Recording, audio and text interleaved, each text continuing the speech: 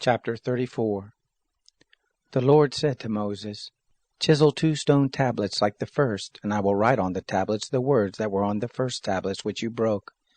Be ready by the morning, and come up in the morning to Mount Sinai, and present yourself there to me on the top of the mountain. No one shall come up with you, neither let anyone be seen throughout all the mountain, neither let the flocks nor herds feed before that mountain. He chiseled 2 tablets of stone like the first, and Moses rose up early in the morning, and went up to Mount Sinai, as the Lord has commanded him, and took in his hand 2 stone tablets. The Lord descended in the cloud, and stood with him there, and proclaimed the name of the Lord. The Lord passed by before him, and proclaimed, The Lord, a merciful and gracious God, slow to anger, and abundant in loving kindness and truth, keeping loving kindness for thousands, forgiving iniquity and disobedience and sin, and that will by no means clear the guilty, visiting the iniquity of the fathers on the children, and on the children's children, on the 3rd and on the 4th generation. Moses hurried and bowed his head toward the earth and worshipped. He said, If now I have found favor in your sight, Lord, please let the Lord go in the midst of us, although this is a stiff-necked people. Pardon our iniquity and our sin, and take us for your inheritance. He said, Behold, I make a covenant before all your people. I will do marvels, such as have not been worked in all the earth, nor in any nation, and all the people among which you are shall see the work of the Lord, for it is an awesome thing that I do with you. Observe that which I command you this day. Behold, I will drive out before you the Amorite, the Canaanite, the Hittite, the Perizzite, the Hivite, and the Jebusite. Be careful, lest you make a covenant with the inhabitants of the land where you are going, lest it be for a snare in the midst of you. But you shall break down their altars, and dash in pieces their pillars, and you shall cut down their Asherim. For you shall worship no other God, for the Lord, whose name is jealous, is a jealous God.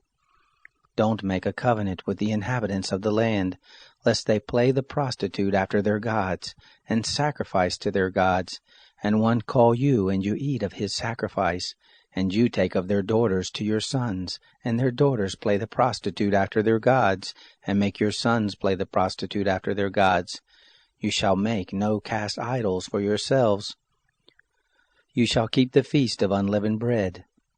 7 days you shall eat unleavened bread, as I commanded you, at the time appointed in the month Abib. For in the month Abib you came out from Egypt. All that opens the womb is mine, and all your cattle that is male, the firstborn of cow and sheep. The firstborn of a donkey you shall redeem with a lamb, and if you will not redeem it, then you shall break its neck. All the firstborn of your sons you shall redeem. No one shall appear before me empty. 6 days shall you work, but on the 7th day you shall rest. In plowing time and in harvest time you shall rest.